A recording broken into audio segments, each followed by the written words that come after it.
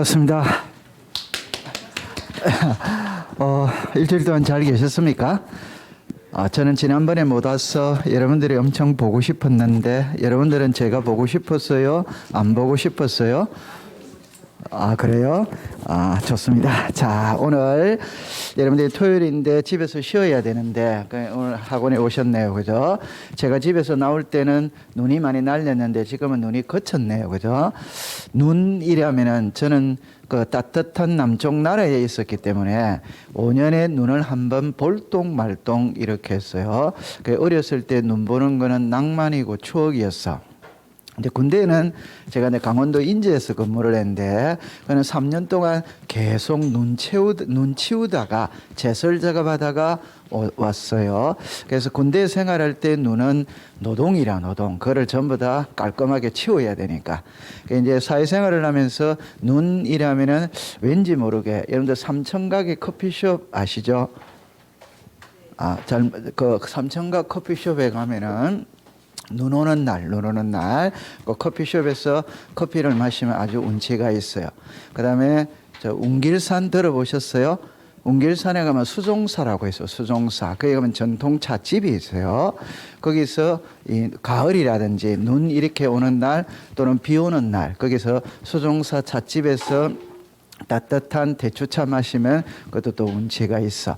여러분 나중에 합격하고 난 다음에 봄에 가고 싶은 곳, 여름에 가고 싶은 곳, 가을에 가고 싶은 곳, 겨울에 가고 싶은 곳 저한테 이야기를 하면은 제가 여기는 가을이 좋습니다. 여기는 겨울이 좋습니다. 이렇게 안내해 드릴게요. 우리 여행 많이 다녀야 돼요? 안 다녀야 돼요?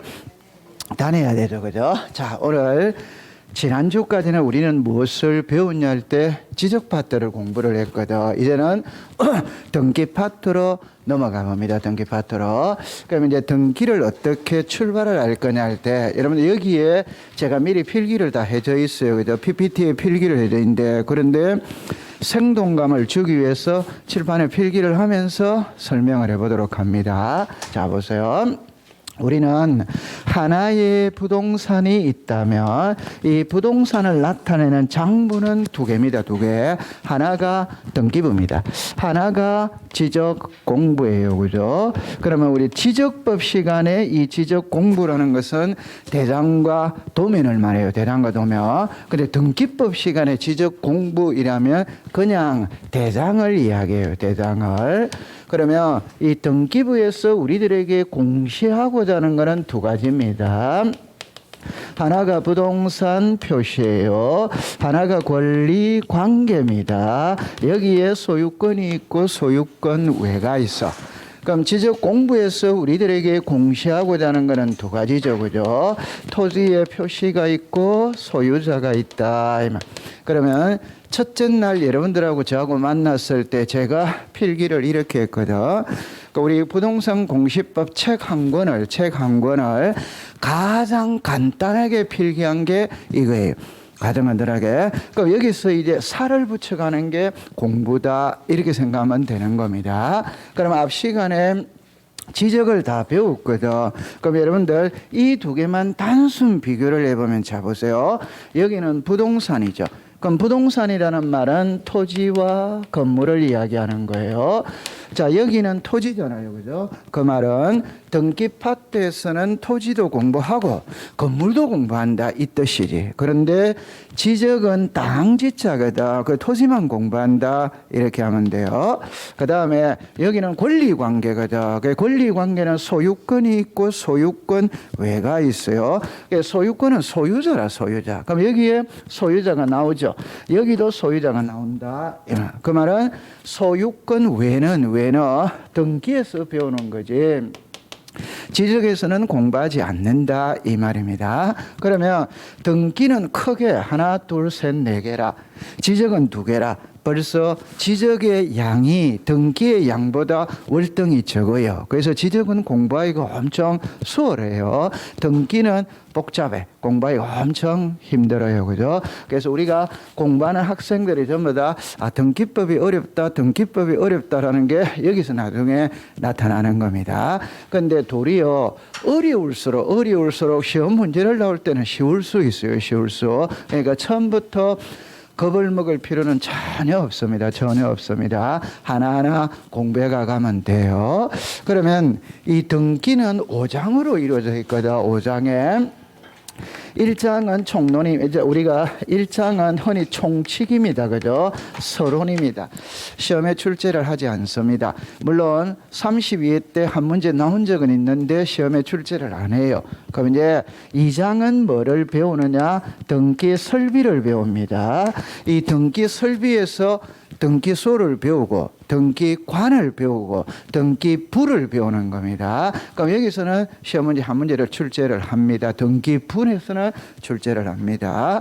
그 다음에 4번째 이제 보면은 등기 절차 총론이 나오거든. 이 등기 절차 총론에서 배우는 게 우리가 배우는 부동산 공시법은 절차법이에요. 절차법. 그럼 절차법이니까 등기를 하는 순서와 절차 여기서 공부를 하는 겁니다. 여기서 공부를 해요.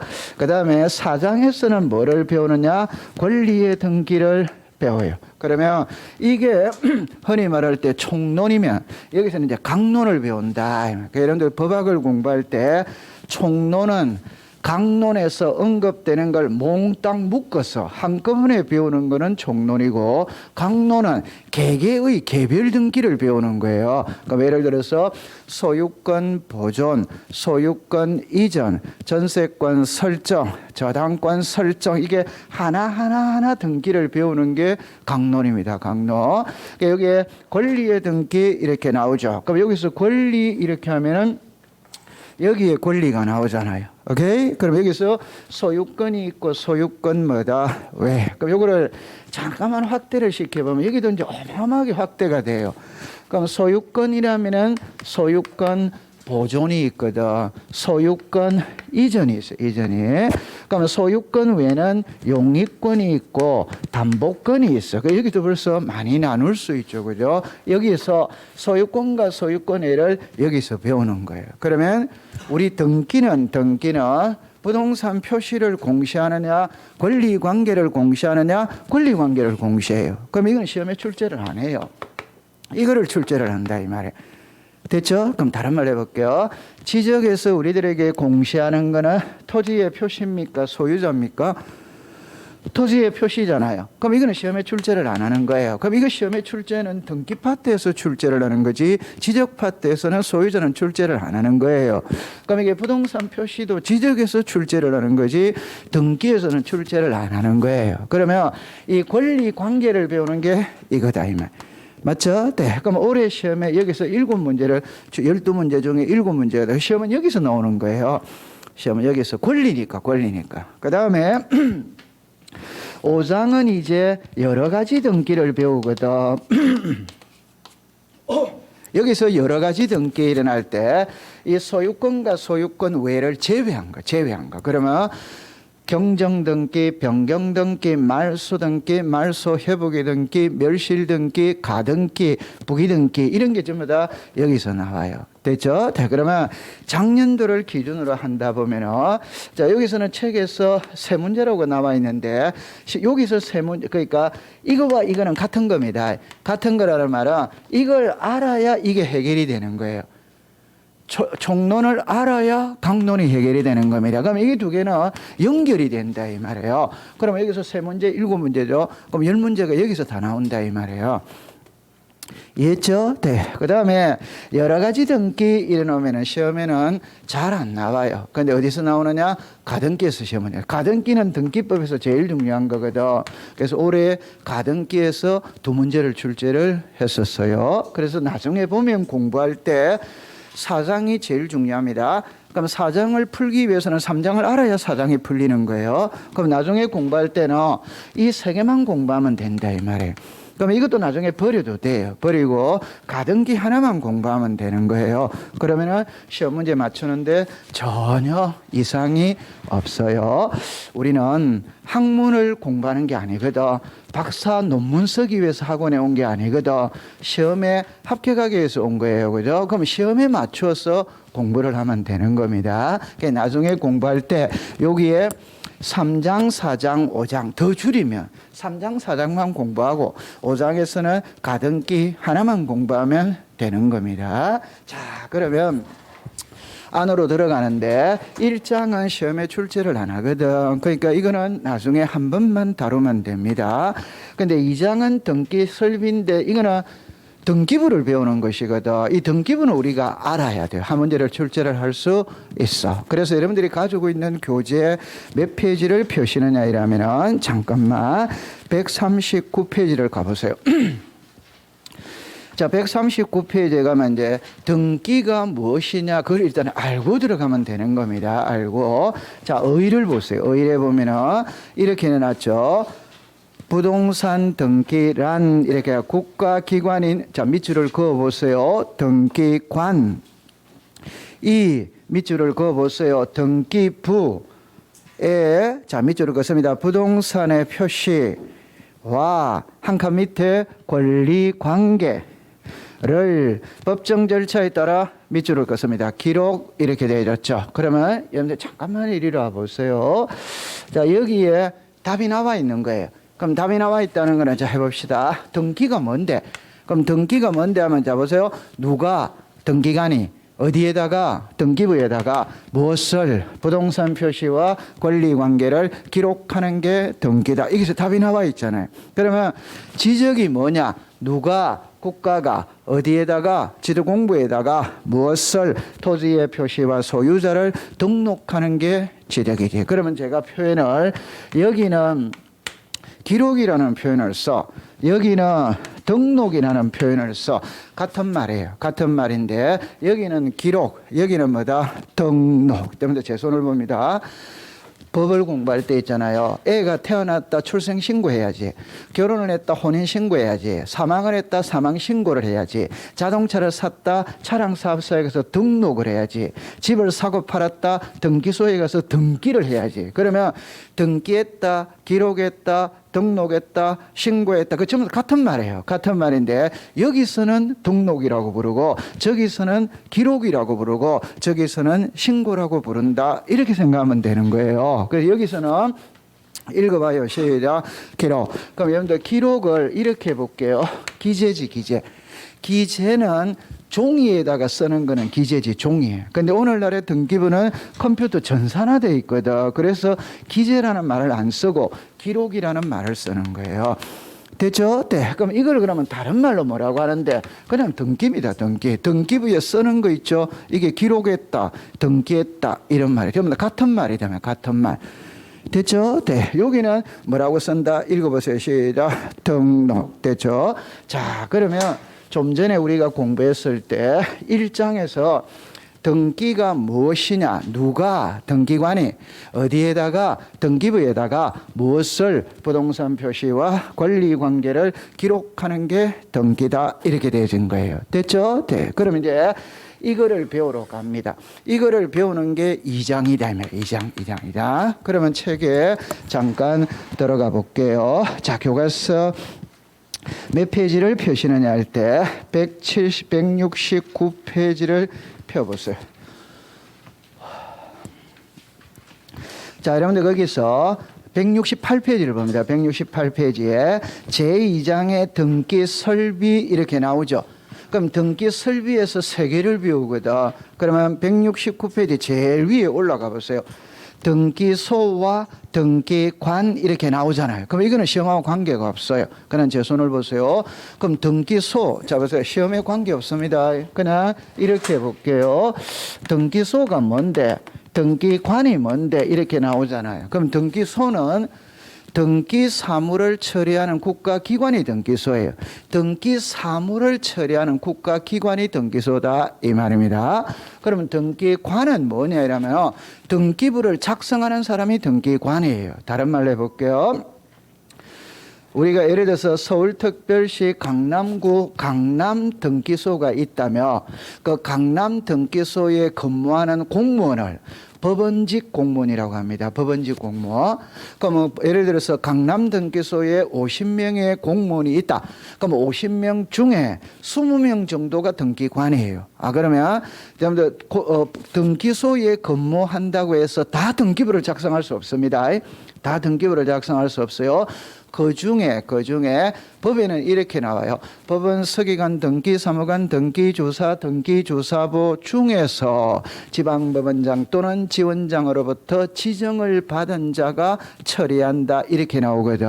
그러니까 법원직 공무원이 30명이 있을 때 그 중에 20명 정도만 등기부를 작성할 수 있어요. 그 등기부를 작성하는 사람을 등기관이라고 부르는 겁니다. 시험하고 관계없어요. 자, 그럼 이제 문제는 한 장을 넘겨보세요. 넘겨보면 171페이지 등기부가 나오거든. 여기서는 한 문제를 냅니다. 올해도 여기서 한 문제를 출제를 했거든. 우리가 등기법이니까 등기부는 당연히 시험에 출제를 해야지. 그러면 이제 볼게요. 제일 위에 가면은 토지와 일반 건물의 등기 기록 이래 나오죠. 갈로 일고 2번을 보세요.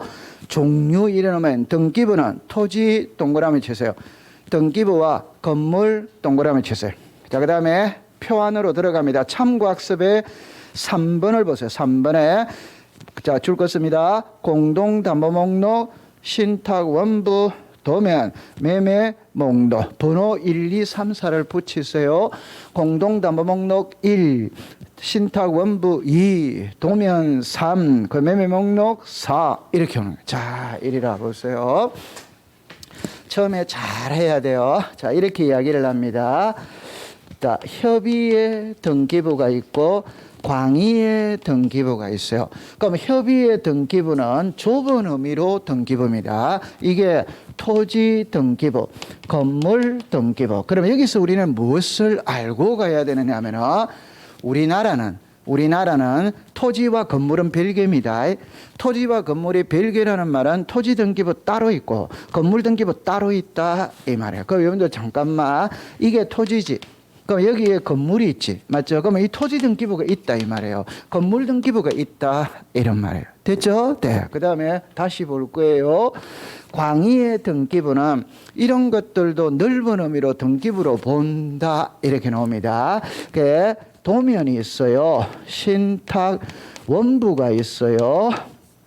매매 목록이 있어요. 매매 목록, 공동 담보, 전세 목록이 있어요. 그러니까 이 용어를 익숙을 시키는 겁니다. 도면이 있다, 신탁 원부가 있다, 매매 목록이 있다, 공동담보 목록이 있다. 이거는 뒤에 가면 나오는데 여기서 출제를 하는 겁니다. 그럼 여기서는 올해 등기부에서 출제를 하지 않았고 저 나중에 가면 강론에서 이걸 시험에 출제를 해서 매매 목록입니다. 매매 목록. 자, 보세요. 앞으로 수업을 하다가 도면이 딱 나오면 두 글자를 꼭 기억을 하셔야 돼요. 여러분들, 도면을 제출하는 이유가 뭐냐? 도면을 제출하는 이유는 위치를 표시하기 위해서, 범위를 표시하기 위해서 도면을 제출을 하는 겁니다. 그럼 예를 들어서 보세요. 한 필지 전부를 빌려 써서 사용할 수 있지. 맞아요? 네. 그럼 한 필지 일부만 빌려서 사용할 수마다 있지. 되죠? 그러면 전부를 빌리느냐 일부를 빌리느냐 이 말이에요. 그러면 일부를 빌릴 때는 어느 위치 어느 장소를 빌리는지 표시를 해야 돼요. 표시를. 그러니까 앞으로 수업을 딱 하다가 부동산에 일부자가 딱 나오면 도면은 항상 같이 다니는 거예요. 됐죠? 네. 저는 수업을 할 때 영희와 철수라는 말을 자주 쓰는 겁니다. 그 말은 어느 한 글자가 나오면 자동으로 오는 글자가 있어요. 자동으로 오는 글자. 그럼 쉬운 예를 하나 들어보면 성춘향이라는 말이 나왔지. 그럼 이몽룡이는 자동으로 오는 거지. 맞아요, 안 맞아요? 맞잖아요. 심순애가 나왔지. 그럼 이수일은 자동으로 오는 거지. 영희가 나오면 철수는 자동으로 오는 거예요. 그럼 법으로 가봅시다. 이해관계인이라는 표현이 딱 나왔죠. 자, 여기 와보세요. 이해관계인이라는 표현이 나왔거든. 그러면 무조건 뒤에는 성낙서가 같이 들어가야 되는 겁니다. 두 개가 같이 들어가야 되는 거예요. 오케이? 네. 그럼 하나가 더 들어가야 됩니다. 이해관계인은 이익 보는 쪽이다, 불이익 보는 쪽이다? 불이익 보는 쪽을 이해관계인이라고 하지. 맞아요? 네. 그러니까 불이익 보는 쪽이 있다면 불이익 보는 쪽에 성낙서를 가지고 오라 이런 말이에요. 오케이? 네. 그런데 불이익 보는 쪽은 성낙서를 써줘요, 안 써줘요? 안 써주지. 안 써주면 소송을 걸어서 판결서 가져오라 이 말이에요. 그러면 시험에 낼 때는 이해관계인의 성낙서 또는 판결서를 첨부한다 이렇게 되는 거예요. 이게 공식이다 이 말이에요. 그러면 이제 여기서 이제 여러분들 다 정리를 다시 할게요. 이해관계인은 불이익부는 쪽이거든. 그럼 이해관계인이라는 표현이 등장을 하면 성낙서가 같이 가야 되는 거예요. 근데 이해관계는 성낙서를 안 써주거든. 안 써주는데 100만 명 중에서 한 명이 또 써줄 수 있어요, 없어요? 우리는 항상 그 한 명 때문에 공부를 하는 겁니다. 이해관계는 성낙서를 안 써준다면 공부를 할 필요가 없지. 그냥 판결서 들고 들어가면 되는 거지. 그런데 100만 명 중에 한 명은 써줄 수 있다 이 말이에요. 요즘에는 이해가 맞지 않아요. 예를 들어서 제 딸이 지금 24살입니다. 친구들하고 밤에 올라이트를 하겠다라고 저한테 이야기를 했어요. 그 뭐 10년 전에는 노다 노 아니다? 노지. 그런데 저는 노지만 다른 부모 중에 한 명은 예스 해줄 수 있어요, 없어요? 당연히 있잖아요. 그래서 항상 사회가 예외를 갖고 공부를 하는 거예요. 맞죠? 네. 그러면 이제 이렇게 정리하세요. 이해관계는 성낙서를 안 써줘. 안 써주는데 100만 명 중에 한 명은 써줄 수 있다 이 말. 그럼 써줬다면 그 사람의 뭐를 첨부시키라? 이게 공식이다 이 말. 그러면 써준 사람의 인감증명서까지 들어와야 믿어준다 이 말. 여러분들 보세요. 등기관의 입장에서 볼 때는 이해관계는 성낙서를 안 써주는데 들어왔거든. 그럼 등기관은 이 성낙서가 진짜인지 가짜인지를 가려내야 될 거 아니에요. 그러니까 써준 사람 인감까지 첨부해야 등기관이 믿어준다 이 말이에요. 이해했어요? 네. 자 그러면 하나 바로 답을 해볼게요. 이해관계인의 성낙서로 등기를 할 수 있다. 맞아요? 틀려요? 맞아. 아니 이해관계인의 성낙서로 등기를 신청할 수 있다. 맞습니까? 틀립니까? 맞죠? 그럼 이해관계인의 성낙서로만 등기를 신청할 수 있다. 맞아요? 틀려요? 틀리잖아요. 그게 시험 문제라니까. 제가 항상 예를 드는 거는 시험 문제입니다. 성낙서 또는 무슨 서? 판결서. 두 개 중에 한 개가 들어가면 된다 이 말이에요. 오케이? 네. 그러면 앞으로 수업을 할 때 부동산 일부자만 딱 들어가면 뭐가 따라가야 된다? 도면. 그러면 올해 시험에 유사한 문제를 풀어볼게요. 자, 여기 건물이 있어요. 그럼 이 건물이 예를 들어서 자 이렇게 해가지고 뭐 5층이 있다고 칩시다. 그러면 1층, 2층, 3층, 4층, 5층이죠. 그럼 여기 2층에 요것만 지금 빌려 쓸 수 있지. 맞아요? 네. 그럼 일부 다 전부 다 일부. 그럼 도면 첨부 해야 돼, 안 해야 돼요? 해야지. 일부는 도면이 무조건 들어가야 된다니까. 이해됐어요? 네. 자, 그런데 올해 시험에 2층 전층을 빌렸다. 그럼 5층 중에 2층 전층을 빌렸다. 도면을 첨부한다, 안 한다가 답이었어요. 자, 도면을 제출한다, 안 한다? 다시. 일부라는 말과 전층이라는 말은 표현이 같아 다르다? 다르지. 일부일 때는 해야지. 전층일 때는 전부 다잖아요. 해야 안 해요? 안 하지. 이게 올해 시험의 답이다 이 말이에요. 그러면 시험에 틀린 것을 고르세요 이랬거든. 전층일 때는 도면을 첨부하여야 한다 이렇게 문제를 낸 거예요. 그럼 맞습니까? 틀립니까? 틀렸다. 그러니까 1층에 2층에 일부만 할 때는 도면을 첨부해야 됩니다. 2층을 전체 다 빌릴 때는 도면이 필요가 없다. 그 올해 시험 문제였어요. 됐어요. 자, 그 다음에 구분 건물입니다. 여러분들 구분 건물은 아파트를 이야기하는 거예요. 공식입니다. 아파트라는 말만 딱 들어가면 무조건 도면은 같이 다녀야 돼요. 왜? 아파트는 공공의 성격이 강하거든. 그 공공의 성격이 강하기 때문에 이 아파트가 남향으로 향하고 있는지 동향으로 향하고 있는지 일자형을 띠고 있는지 기역자형을 띠고 있는지 각 층에 복도가 어떻게 생겼고 엘리베이터가 어디에 위치하고 있고 비상구가 어디에 위치하고 있고 각각의 호수마다 구조가 어떻게 빠졌고 이걸 다 알아야 되는 거예요. 이해했어요? 네. 그럼 항상 공부합니다. 집합 건물, 구분 건물만 딱 들어가면 도면도 같이 들어가야 되는 거예요. 이해했어요? 네. 이렇게 딱 하면 돼요. 그럼 이거는 나중에 이제 배울 텐데 간단하게 이해합니다. 여러분들 신탁은행이라는 걸 들어봐서 신탁은행. 신탁은행은 돈을 맡기는 거지. 맞아요. 그러면 신탁 등기라는 게 있어. 그거는 부동산을 맡긴다. 부동산을 맡기는. 여러분들 예를 한번 들어본다면 자, 이렇게 됐거든. 보세요. 이것도 올해 요 신탁 등기는 무조건 시험에 출제를 합니다. 신탁 등기를 올해도 시험에 출제를 했었어요. 그 해마다 출제를 해요. 신탁 등기. 자, 보세요. 갑하고 병하고는 부자지간입니다. 부자지간. 그 호칭 정리해놓고 공부할게요. 이 사람은 위탁자입니다. 이 사람은 수탁자입니다. 이 사람은 수익자입니다. 그러면 갑하고 병하고는 부자지간인데 아버지가 살아생전에 많은 재산을 모았어요. 이걸 자식한테 물려주고 싶다 이 말. 그런데 이 자식이 신통치 못해요. 재산 물려주면 그 즉시 정선 카지노에 가서 6개월 안에 재산을 다 날려버릴 것 같아 이런 말. 그러니까 아버지가 을에게 재산을 맡기면서 그에 따르는 수익금은 병에게 줘라 할 수 있지. 맞아요? 네. 그러면 갑이 을에게 재산을 맡긴다는 게 소유권을 이전하는 거예요. 이전하면서 맡겨둔다는 표시를 해야 되는 거라. 그게 신탁 등기입니다. 등기. 재산을 맡기면서 맡겨둔다는 표시를 하는 게 신탁 등기예요. 그러면 등기부에 위탁자가 누구, 수탁자가 누구, 수익자가 누구, 어떤 재산을 어떻게 맡겼고, 맡기는 기간은 몇 년으로 하고, 수익금의 배분은 어떻게 하고, 재산을 맡길 때는 많은 약속들이 있어요. 그걸 등기부에 다 써야 됩니다. 그러면 등기부가 복잡해지는 거예요. 복잡. 그래서 별도 장부에다가 기재를 한다. 이걸 신탁 원보라고 이야기합니다. 그러면 신탁 원보가 왜 넓은 의미로 등기부냐? 신탁 원부에 기록되는 내용은 원래는 등기부에 다 기록을 해야 되는 거예요. 그래서 신탁 원부는 등기부의 연장이다 이렇게 말하는 거예요. 그럼 여기서는 나중에 가면은 별개라는 말은 부동산을 한 개 맡기면 신탁원부도 하나가 들어가야 돼. 부동산을 10개 맡기면 신탁원부도 10개가 들어가야 돼요. 나중에 배울 거예요.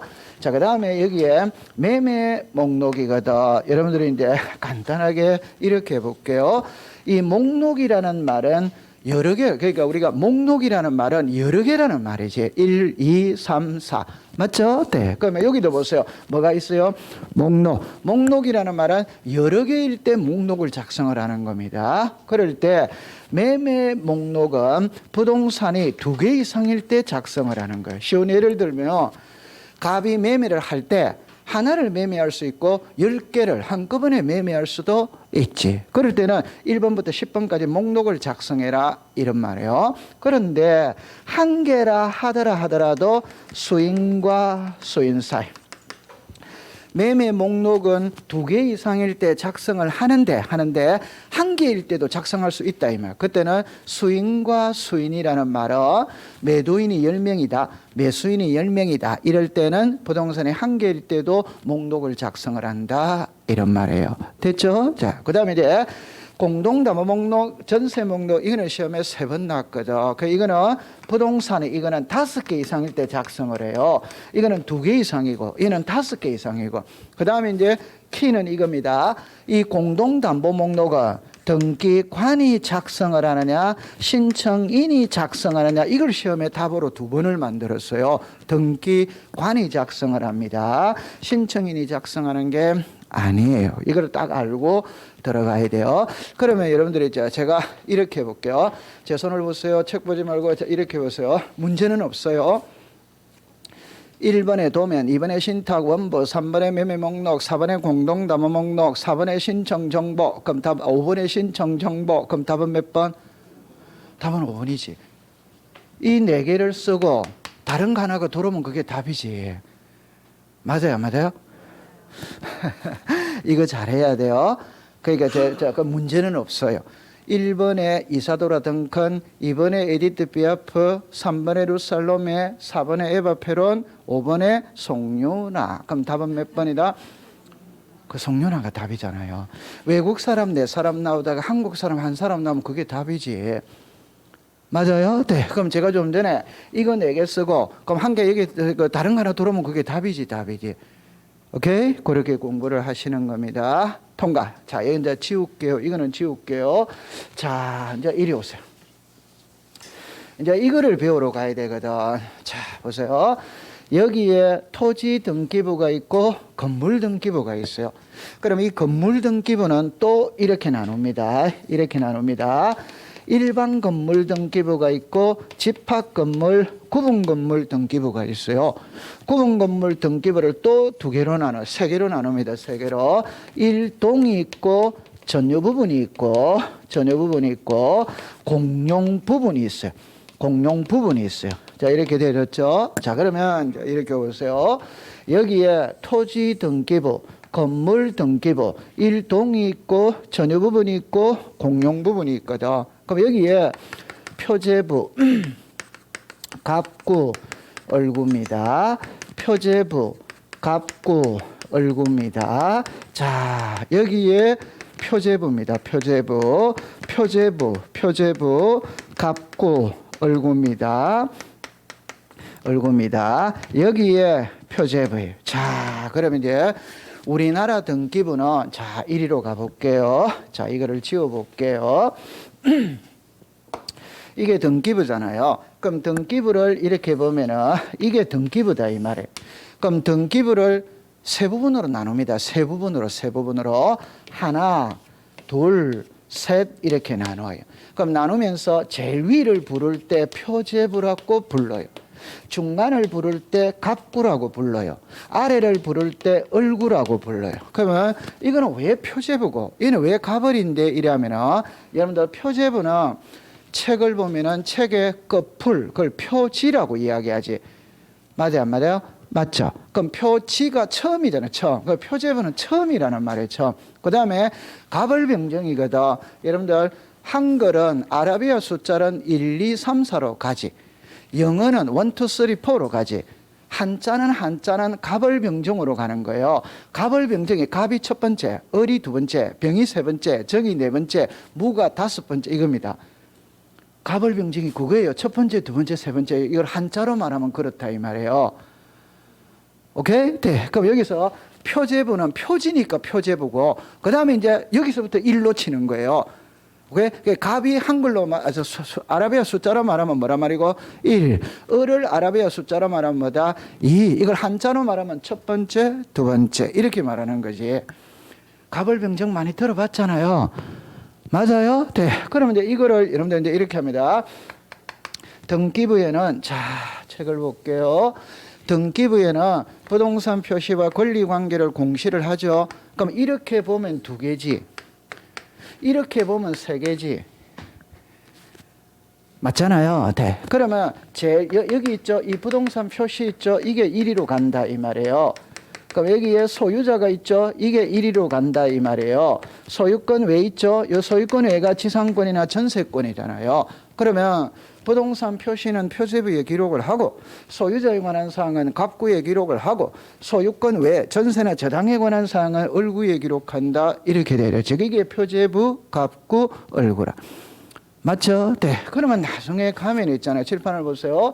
이렇게 나누었죠. 맞죠? 그럼 이게 오면 이건 X다 이 말이에요. 이게 오면 이건 X지.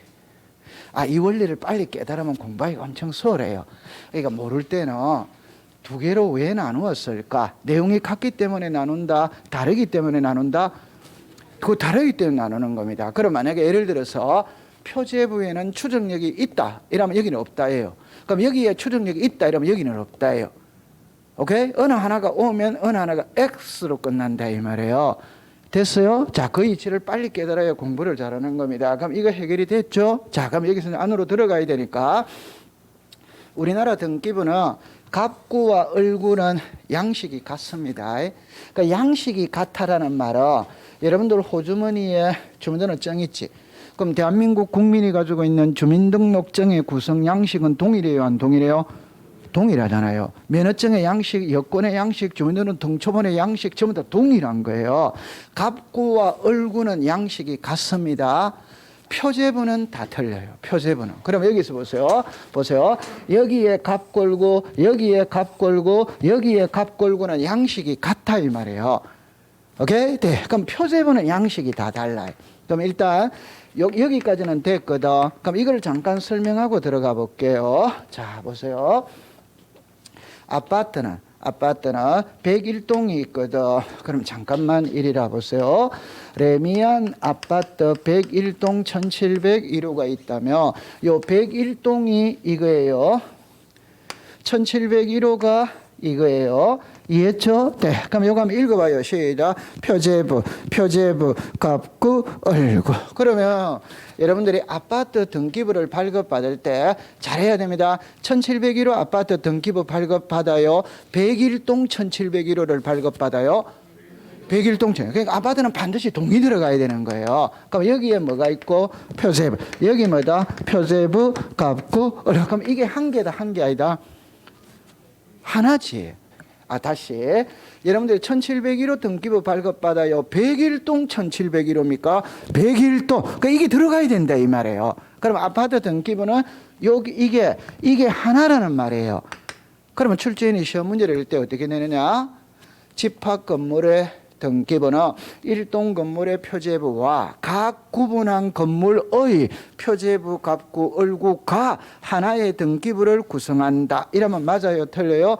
맞지? 그럼 옛날에 시험에 기출문제 뭐라고 나왔냐? 1동의 표제부와 전유 부분의 갑구, 얼구가 이라면 맞습니까? 틀립니까? 틀리지. 이걸 생략했잖아요. 다시 1동의 표제부와 전유 부분의 갑구, 얼구이라면 맞습니까? 틀립니까? 틀리죠. 그러니까 아파트는 표제부를 두 번을 읽어야 된다 이 말이에요. 이게 기출문제였다 이 말이에요. 이해했어요? 네. 그러면 이제 원리를 설명할 때 그럼 101동은 표제부밖에 없어요. 갑구, 얼구는 없어요. 갑구, 얼구는 전유 부분에서 있는 거예요. 그러면 갑구는 소유권이라고 그랬거든. 소유권의 가장 전형적인 애는 소유권 이전입니다. 그러면 우리가 사고 파는 거는 101동을 사고 판다. 1701호를 사고 판다. 그러면 101동은 매매의 대상이에요? 아니에요? 아니죠. 매매의 대상이 아니기 때문에 갑구가 필요가 없어요. 오케이? 그러면 갑구가 없으면 얼굴은 자동으로 없는 겁니다.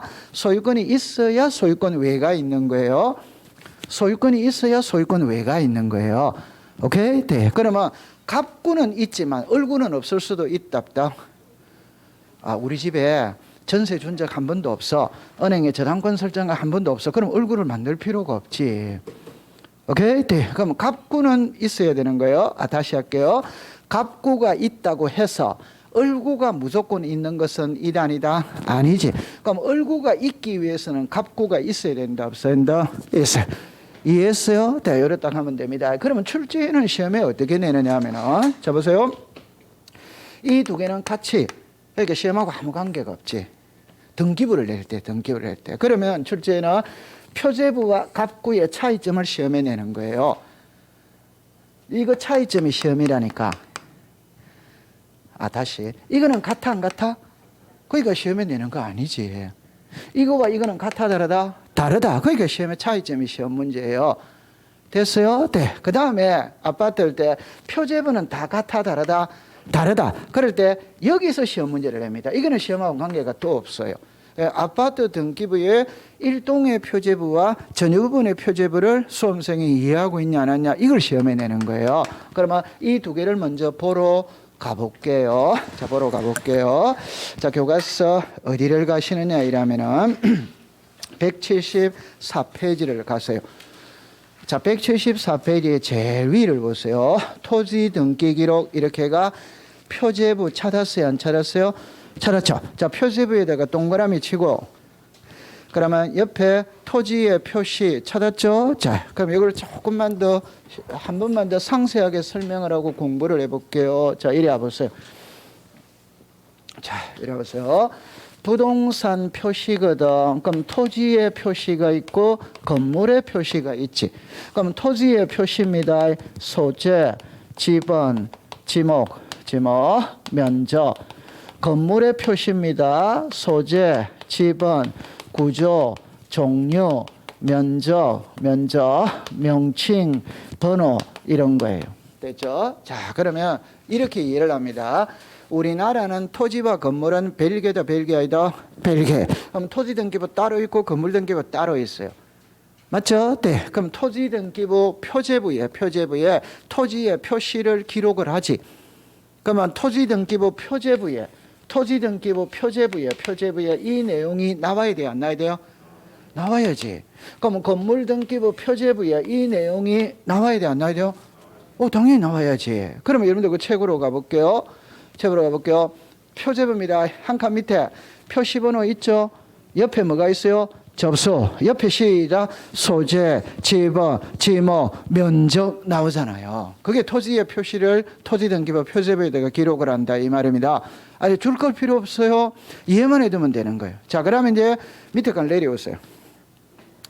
갑구입니다. 그럼 갑구에다가 동그라미 치세요. 자, 그러면 이제 아래 위로 왔다 갔다 하면서 차이가 뭔지를 볼게요. 표제부에 1, 2, 3, 4는 무슨 번호라고 나와요? 표시번호. 그럼 표시번호에다가 줄 거 하세요. 그런데 갑구로 내려오세요. 갑구에 1, 2, 3, 4는 무슨 번호? 이게 돼요. 그럼 이게 순위번호다, 순위번호. 그럼 여러분들 잠깐만 이리 와보세요. 자, 우리는 항상 등기를 할 때마다 번호를 준다는 건 아시겠죠? 1, 2 이렇게 번호를 준다 이 말입니다. 이렇게. 오케이? 네, 그럴 때 표제부에 1, 2, 3, 4는 무슨 번호다? 표시번호라고 부른다 이 말이에요. 그럼 갑골구에 1, 2, 3, 4는 무슨 번호라고 부른다? 순위번호라고 부른다 이 말이에요. 이해했어요? 네. 그러니까 표시번호가 나오면 표제부를 지금 말하고 있는 거구나. 순위번호가 나오면 갑골구를 말하고 있는구나. 이렇게 느끼면 되는 거예요. 그럼 31의 시험 문제 답입니다. 31의 시험 문제 답입니다. 표시번호는 갑구 얼구의 필수적 등기사항이 아니다. 맞습니까? 틀립니까? 맞지? 이게 31의 시험의 답이에요. 다시 1, 2, 3, 4가 표제부에서는 표시번호라고 부른다니까. 그럼 표시번호가 갑골구로 가면 돼요? 안 돼요? 그럼 표시번호는 갑골구의 필수적 등기사항이다 이러면 틀린 지문이잖아요. 맞는 지문이다. 이다 이러면 틀린 지문이잖아요. 맞아요? 네. 그러니까 갑골구에서 번호는 순위번호이지 표시번호 이다 아니다? 아니지. 그게 하나입니다. 자, 그 다음에 그 옆으로 가보세요. 표제부 갑니다. 제일 위로 갑니다. 접수 있죠, 접수. 거기 밑에 봅니다. 2005년 5월 20일이지. 그걸 읽을 때는 접수, 연월, 일. 읽어졌죠? 제일 위에 표제부. 제일 위에 접수, 제일 위에 2005년 5월 20일 찾았습니까? 네. 이걸 읽을 때는 접수, 연, 월, 일. 맞아요? 네. 근데 갑골구로 내려오세요. 갑골구에. 순위번호 등기 목적 접수를 갑니다. 접수번호만 1999년 2월 19일 나오죠. 그 밑에 제 8584호 나와야 안 나요? 거기다가 동그라미를 치세요. 그게 접수번호다. 접수번호. 그러면 표제부에는 접수 일자를 기록을 해요, 안 해요? 해요, 안 해요? 안 해. 표제부에는 해요, 안 해요? 그러니까 여러분들 자, 이리 와보세요. 괜찮아요? 이리 와보세요. 자, 쓸게요. 자, 여기에 표시 번호가 있지. 여기에 접수가 있지. 그럼 이렇게 있죠. 그럼 여기 칠판을 봅니다. 1일에가 2022년 3월 3일 이렇게 나오잖아요. 그런데 갑구를 보겠어요. 갑구. 그럼 여기에 순위 번호 이렇게 나오잖아요. 그럼 여기에 이제 접수라고 한다면 2022년 3월 3일 이렇게가 제 123호 이는 나오잖아요. 그러면 이 글자와 이 글자의 차이가 뭐냐면 여기는 접수 연월일이 있지. 이게 없잖아요. 여기에. 맞다. 맞지. 그럼 표제부에는 접수번호를 기록한다, 안 한다? 안 한다. 그걸 알아야 된다, 이 말이에요. 그러면 표제부에는 그러면 왜 접수번호를 기록하지 않는데 이렇게 나오거든. 나오는데 이거는 나중에 가서 배울 텐데 잠깐만 하나만 공부를 해볼게요. 표제부에는 접수 일자까지만 써. 접수번호를 안 써. 그러면 갑골구에는 접수 일자도 쓰고 접수 번호도 써. 그럼 왜 그러느냐 일어날 때. 자, 이리로 잠깐 와보세요. 아직 안 배웠어요. 자, 이렇게 나옵니다. 이거 갑구거든. 이렇게 하면 구가 같아요, 달라요? 같이 같죠? 네. 그러면 이래 보세요. 이렇게 하면은 구가 같아요, 달라요? 같이. 그러면 구가 같았을 때는 무슨 번호를 갖고 따지느냐? 순위번호를 갖고 따진다 이 말이에요. 그러면 구가 이렇게 하면 구가 같아, 다르다? 다르다. 이때는 무슨 번호를 갖고 따진다? 접수번호를 갖고 따진다 이 말이에요. 자, 이리 와보세요. 그럼 이걸 다시 지울게요. 자, 보세요. 제가 적어놓고 공부해 볼게요. 자, 이렇게 됐거든. 여기에 갑구입니다. 소유권입니다. 자, 여기에 순위 번호가 있고 등기 목적이 있어요. 접수가 있어요. 등기 원인이 있어요. 권리자 기타가 있어. 자, 이렇게 들어가는 겁니다. 됐어요. 얼구가 있어요. 소유권 외입니다. 그럼 여기에 순위 번호가 있어요. 등기 목적이 있어. 그 다음에 접수가 있어요. 등기 원인이 있어요. 권리자 기타. 그럼 제가 갑구와 얼구의 구성 양식이 동일하다는 말은 이 글자가 같아 이 말입니다. 이해했어요? 네. 그럼 갑구와 얼구의 양식이 같아 안 같아? 같아. 그럼 이제 쉬운 예를 들어보면 갑이라는 사람이 10억짜리 부동산을 가지고 있어. 이걸 A에게 전세를 줬어요. 전세. 그러면 1번에 전세권 설정 등기. 그러면 우리 A에게 줬어. 그럼 이게 만약에 3억이라고 칩시다. 그 다음에 갑은 B에게 저당권을 설정을 했어요. 그럼 이 사람은 4억이라고 칩시다. 2번에 저당권이죠. 그럼 이게 B에게 매덕이 들어왔다? 4. 그러면 이거 너무 쉬운 거잖아요. 더 10억짜리 집에 하나는 전세가 들어왔고 하나는 저당이 들어왔지. 맞아요? 네. 자, 정리합니다. 전세는 갑구야 합니까? 얼구야 합니까? 얼구. 저당은 갑구야 합니까? 얼구야 합니까? 얼구. 그러면 같은 구에 등기가 몇 개 있다? 2개. 같은 구에 있지. 같은 구에. 얼구에 있지. 맞아요? 네. 그럼 이 집이 잘못되고 경매 들어가면 6억에 낙찰이 됐다. 그러면 배당을 받아야 될 거 아니에요. 그건 당연히 이 순서대로 배당받는다는 거 모르는 사람이 어디 있어요? 맞다. 맞아. 그럼 이 사람은 순위번호가 몇 번? 1번. 이 사람은 순위번호 몇 번? 2번. 그럼 무슨 번호여야 한다? 순위번호여야 한다 이 말이에요. 그거 아니고 너무너무 쉬운 거잖아요. 문자라니까 어렵게 보이는데. 자, 그 다음에 이제 칠판을 잠깐 보세요. 1번에 소유권 보존입니다. 2번에 소유권 이전입니다. 3번에 소유권 이전이에요. 자, 소유권요. 2022년 7월 1일 제 337호 이렇게 되어졌어요. 그러면 갑, 얼, 병 이렇게 됐어요. 자, 보세요. 2022년 7월 1일 제 330호 이렇게 되어졌어요. 자, 이걸 통해서 우리는 무엇을 알 수 있냐면 여기 보세요. 이 날짜를 보세요. 날짜를 2022년 7월 1일 날 소유권 이전이 들어온 거예요.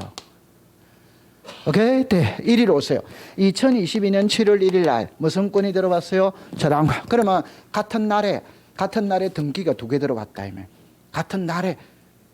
오케이? 네. 그러면 같은 날에 들어갈 때, 그러면 나중에 이 소유권과 이 저당권이 충돌을 하는 거예요. 그러면 무엇을 갖고 따질 것이냐? 따질 할 때, 이거는 소유권이니까 갑구다, 얼구다? 갑구. 저당권이니까 갑구다, 얼구다? 얼구. 구가 같아, 다르다? 다르면 순위번호로 가는 게 아니다 이 말이에요. 오케이? 여기 무슨 번호? 이거 무슨 번호? 접수번호. 이거 무슨 번호? 접수번호. 그럼 이거는 접수번호가 몇 번입니까? 337. 이거는 몇 번입니까? 330. 그러면 저당권이 앞선다 이 말이에요. 맞죠? 네. 자, 다시 이야기할게요. 우리는 절차법이기 때문에 분초를 따져야 됩니다. 분초를 따라 답 내놓고 공부할게요. 오늘 11시 30분 30초에 은행에 들어가서 순번대기표를 뽑은 사람하고 35초에 은행에 들어가서 순번대기표를 뽑은 사람하고 번호가 같아야 달라요? 그거 이해 못하면 큰일 나는 겁니다. 오케이? 네. 아니 5초 사이에 순위가 달라지는 거예요. 오케이? 그러니까 날짜는 같을 수 있거든. 시간도 같을 수 있거든. 분도 같을 수 있지. 초가 다르잖아요. 초가.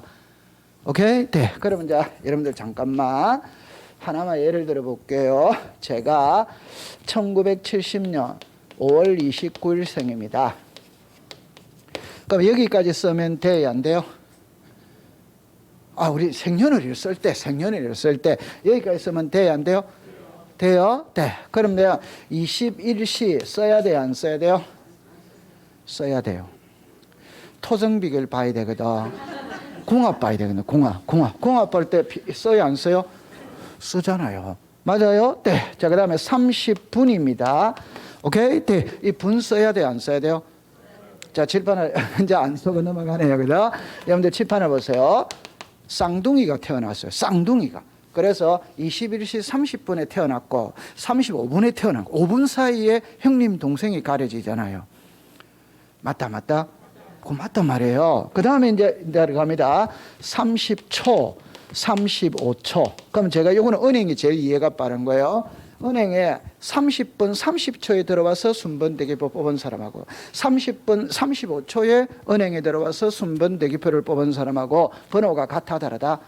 그러니까 이제 답은 이겁니다. 같은 날에 등기가 여러 개 들어오면 날짜는 똑같아. 그럼 뭘 갖고 따져야 되는데 접수번호를 갖고 따져야 된다 이 말. 그러면 은행의 순번대기표가 접수번호다 이 말이에요. 등기로 치면. 이해했어요? 네. 자, 그럼 이게 이해가 된다면 이제 어렵게 들어갑니다. 표제부, 갑구, 얼구. 자, 갑구 이러면 구가 같아요, 달라요? 같아. 무슨 번호? 순위번호. 얼구, 구가 같아, 다르다? 같아. 무슨 번호? 순위번호. 자, 그러면 이렇게 보면 구가 같아, 다르다. 그럼 무슨 번호? 그럼 이제 답입니다. 왜 접수 일자까지만 쓰면 되지? 왜 접수 번호가 필요한데? 그것은 갑구와 을구의 분쟁이 발생했을 때 해결하기 위해서 접수번호가 필요한 거예요. 그러니까 이해됩니까? 네. 그러면 갑골구의 분쟁이 발생했을 때 접수번호를 갖고 따지니까 접수번호가 필요한 거라. 그럼 표제번호는 관련이 있다 없다? 갑구 을구의 분쟁이 발생했을 때 접수번호를 갖고 따진다고 했잖아요. 그럼 표제번호는 관련이 없지. 그러니까 표제번호는 접수번호를 쓸 필요가 없다 이 말입니다. 이래도 이해 안 돼요? 그럼 좋다. 이거 3번 더 할 거니까 그때 가서 이해하세요. 아니 그렇게 이해를 하는 거예요. 이해했어요? 네. 자, 오늘 공부가 너무 안으로 들어갔네요. 그죠? 자, 그렇게 공부를 합니다. 그러면 제가 좀 전에 이렇게 이야기했어요. 그러면 이제 시험에는 있잖아요. 딱 정리합니다. 표제부와 갑구, 을구 이렇게 날 때 차이는 2개만 딱 기억하면 돼요. 표제부의 1, 2, 3, 4는 표시번호, 갑골구의 1, 2, 3, 4는 순위번호. 표제부에는 접수 일자는 기록하지만 접수 번호는 기록하지 않는다. 그러나 갑구, 을구에는 접수 일자와 접수 번호 모두 기록을 한다. 그러면 돼요. 그 다음에 이제 아파트 등기부를 배우러 가야 돼. 이게 이제 복잡하거든. 그럼 하나만 대놓고 여러분들 잠깐 쉬어볼게요. 그 갑구 밑에 순위번호 있죠? 1가 전 3 나와야 안 나요? 이건 아무 의미 없습니다. 아무 의미 없는데 만약에 여러분들이 현업에 가서 고객이 와서 이게 뭐예요? 이래 물으면 설명을 해줘야 되거든. 그럼 이거는 몰라도 되는 글자인데 아니 설명하면 너무 쉬워요. 자, 이리 와보세요. 자, 이렇게 옵니다. 오늘날의 등기부를 전산 등기부라고 이야기를 해요. 그럼 옛날 등기부는 보관철식 등기부라고 이야기해요. 그럼 이걸 그냥 쉽게 말하면 종이 등기부, 전산화 컴퓨터 등기부 이라면 되는 거예요. 그러면 여기에 왜 보관이냐면요. 여러분들 법학 시간에 철이라는 거는 편철입니다. 철이라는 거는 편철 묶어둔다. 오케이? 네. 그러니까 과거에는 등기부가 종이로 돼 있으니까 100장 단위로 혹은 50장 단위로 묶어서 보관했다. 그래서 보관철식 등기부예요. 아무 의미 없는 겁니다. 그러면 옛날 등기부 잡으세요. 1번에 전세가 있다. 2번에 1번 전세를 말소를 했다. 3번에 새 저당이 들어왔어. 그럼 이걸 해독을 할 때는 전세가 설정이 됐다가 말소가 됐으니까 이거는 말소된 등기. 이는 살아있죠. 그럼 이거는 현재 유효한 등기 이래 됐어요. 그러면 이제 우리나라 등기부가 종이에서 컴퓨터로 넘어가거든. 그러면 컴퓨터 넘어갈 때 이거를 옮겨야 되잖아요. 이 옮기는 걸 전산이기한다 이렇게 이야기를 합니다. 그럼 옮길 때 이 말소된 걸 옮길 필요가 있냐 없냐 이 말이거든. 옮길 필요 있다 없다? 없지. 맞아요. 네. 살아있는 것만 옮기는 거예요. 그럼 살아있을 때 이거 몇 번입니까? 그러면 갈 때는 1번으로 간다 이 말이에요. 그러면서 요 밑에다가 전 3 이래요. 그러면 전에 있던 등기부 3번에서 옮겨와서 적었다 이렇게 되면 되는 거예요. 아무 의미 없어요. 그냥 옛날 등기부 번호다 이러면 옛날 등기부 번호다 이러면 그 고객한테 그렇게만 설명을 해주면 되는 거예요. 자, 그다음에 176페이지에 집합 건물의 등기부는 잠깐 쉬었다가 공부를 해보도록 할게요.